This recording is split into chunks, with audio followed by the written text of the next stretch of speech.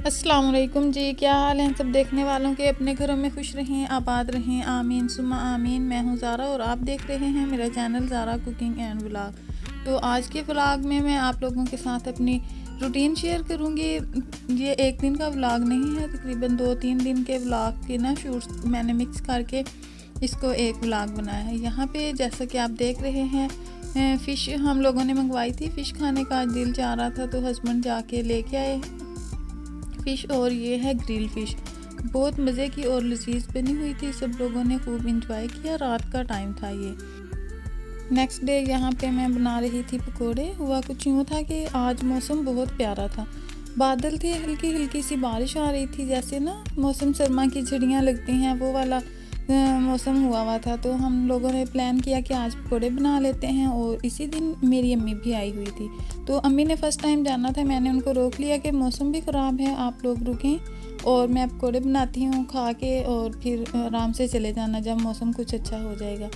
तो यहाँ पे फिर मैंने ना जल्दी जल्दी, मतलब वैसे तो हम रूटीन में लंच जो है वो 2-2:30 बजे करते हैं, तो आज मैंने जल्दी पकोड़े फ्राई किए और अम्मी लोगों को दिए। साथ में आंटी लोग भी आए हुए थे, सब ने मिलजुल कर खाए। और आलू के ये पकोड़े हैं जो इनकी रेसिपी मैं पहले ना अपने चैनल पे अपलोड कर चुकी हूँ, आप लोग लाजमी देखिएगा, और उसका लिंक भी मैं डिस्क्रिप्शन बॉक्स में डाल दूँगी।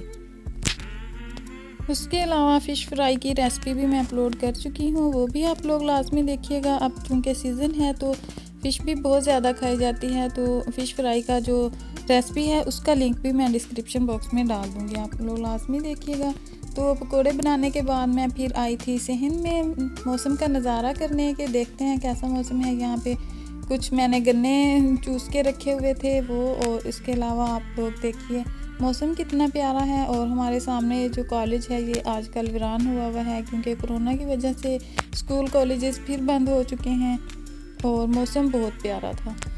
इतनी प्यारी ठंडी ठंडी हवा चल रही थी, और अब ना तकरीबन सर्दी आ गई है, सर्दी आ नहीं रही, सर्दी आ गई है।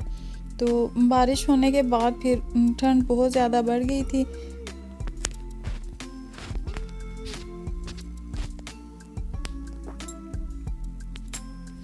यहाँ पे जी फिर मैंने चटाई लगाई, रोटियां बनाई पुप्पो ने, और साथ में हम लोगों ने अचार की चटनी भी बनाई हुई थी और रायता भी। अचार की चटनी की जो रेसिपी है वो भी इंशाल्लाह ताला मैं बहुत जल्द आप लोगों के साथ शेयर करूँगी। बहुत मज़े की बनती है और ये पुप्पो ही बनाती हैं। मैंने एक दफ़ा ट्राई की थी, मुझसे अच्छी नहीं बनी, तो इस दफ़ा पुप्पो ने बनाई ना, मैंने सारी रेसिपी देखी है। अब नेक्स्ट टाइम इंशाल्लाह ताला मैं बनाऊँगी और फिर आप लोगों के साथ भी रेसिपी शेयर करूँगी।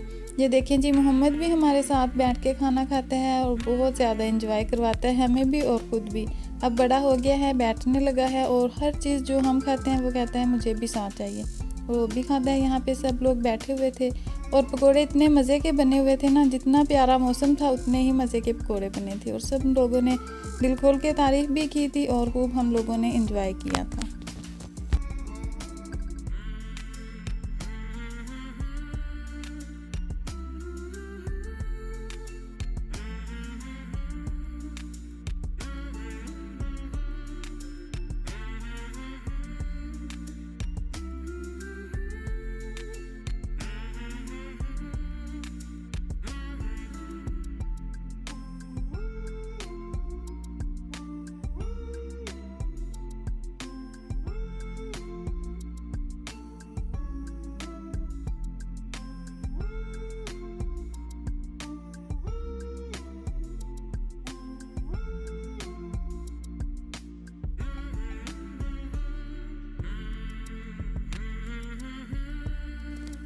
लंच करने के बाद फिर शाम में मैं दोबारा से किचन में आई थी, क्योंकि अब हम लोगों ने डिनर रेडी करना था। तो दोपहर में तो पकोड़े बना लिए थे और कुछ सालन भी पड़ा हुआ था, वो साथ में खा लिया था, क्योंकि अब दिन छोटे छोटे हैं तो बहुत ज़्यादा नहीं खाया जाता। तो मैं तो ऐसा करती हूँ कि नाश्ता 11 बजे नाश्ता करती हूँ और उसके बाद फिर डिनर करती हूँ, लंच में नहीं करती, क्योंकि मेरा वेट जो है वो थोड़ा बढ़ गया था। और अब मेरी कोशिश यही है कि वेट कम करूँ, देखें होता है या नहीं, इसी से काम चल जाएगा या फिर कुछ और भी करना पड़ेगा, मतलब कि एक्सरसाइज वॉक वगैरह इस तरह का कुछ। तो इसके अलावा जी यहाँ पे आज मैं बनाऊँगी गोभी, और गोभी मैं बॉयल करके बनाऊँगी। क्योंकि अक्सर लोग ये कहते हैं कि गोभी में बादी होती है या इस तरह का ना कुछ हवा वाली चीज़ें, मतलब जिनके जोड़ों में दर्द होते हैं वो अगर गोभी का सालन खा लें तो उनके और ज़्यादा दर्द बढ़ जाता है। तो यहाँ पे आज हम लोगों ने सोचा कि हम गोभी को बॉयल करके बनाते हैं ताकि उसका जो बादी वाला पानी है वो सारा निकल जाए।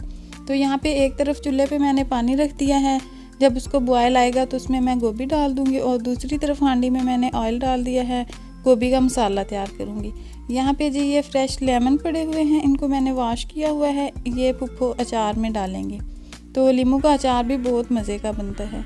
आप लोग अगर देखना चाहते हैं कि नींबू का अचार कैसे डलता है तो मुझे कमेंट सेक्शन में बताइएगा, मैं इंशाल्लाह ताला इसकी रेसिपी भी आप लोगों के लिए लेकर आऊँगी।